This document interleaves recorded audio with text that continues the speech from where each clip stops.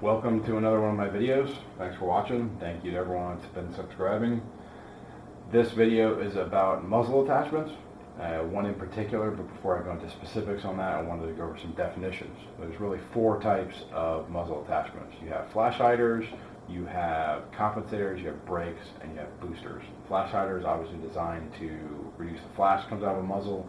Compensators are designed to reduce that upward flip of a muzzle, and brakes, which are designed to reduce that rearward recoil on a muzzle. Boosters, they're designed to introduce more gas into the gas system of a rifle. The muzzle attachment that I'm talking about today is the Manticore Arms NightBrake. This is not a flash hider. It's not designed to reduce the flash that's coming out of the muzzle. It is not a booster, so you typically wouldn't see this on a short barrel, short gas style rifle.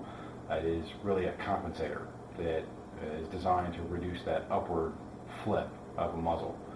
The best kind of reviews I've seen for compensators was a review that Pat Kelly did.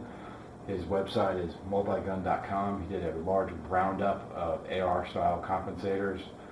He had a great setup where the rifle was mounted in mechanical fashion, so when it was fired, it would return to where it was aiming from.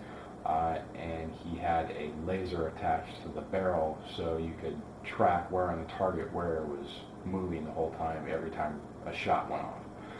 Fortunately, I don't have any of that equipment, so that's not the type of review I'm doing. What I do have are multiple cameras, one camera in particular that will take high-speed video. One of my friends was nice enough to let me borrow his Arsenal SGL21. We took it to the range and put that half of the day. Went back and forth between the SGL21 stock AK74 style muzzle attachment and the NightBrake, and just tried to get the perspective of the shooter, how they felt and how good of a job they did at reducing that muzzle climb. We took multiple videos, we took a lot of videos and did multiple suites. The videos I'm going to show were really the best quality and the average case of what we felt the rifle was doing with each muzzle attachment attached to it. The first suite that we did was 3 shots with no muzzle attachment, 3 shots with the AK74 style muzzle attachment, and then 3 shots with the NightBrake. These are all done at 300 frames per second. The backdrop is marked with ticks, so the fat ticks are 1 at every 2 inches, the thin ticks are 1 at every inch. I want to make sure the barrel of the rifle is the same distance from that backdrop each time.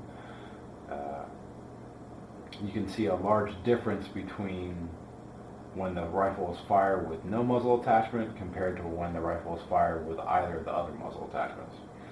When you compare the AK74 style muzzle attachment to the NightBrake, there's not much difference. We took multiple videos, and these are the average, and I know it's subjective because it's a human firing it, so you can be doing something different each time, but it was fairly repetitive. Each shot still performed in the same manner, no matter which muzzle brake we went with. So after looking at all the videos, realized this and wanted to take a little bit closer look, so we took the rifle as well as the backdrop and went into a more lit area and did the same kind of test suite with a 600 frames per second video showing the difference between the AK74 style muzzle attachment and the NightBrake. Same 3 shots with the same backdrop, and the distance from the backdrop was the same for each of the 3 shots.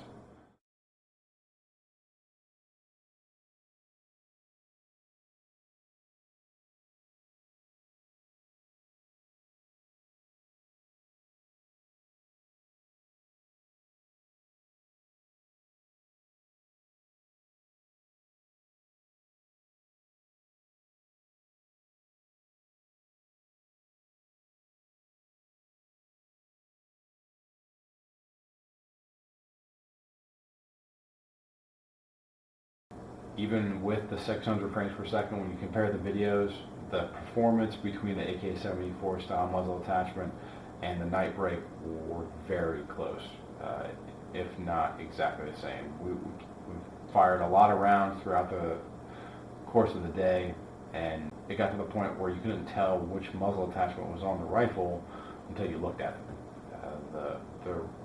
The muzzle rise and the follow-up shots were the same for us as far as we could perceive between the two.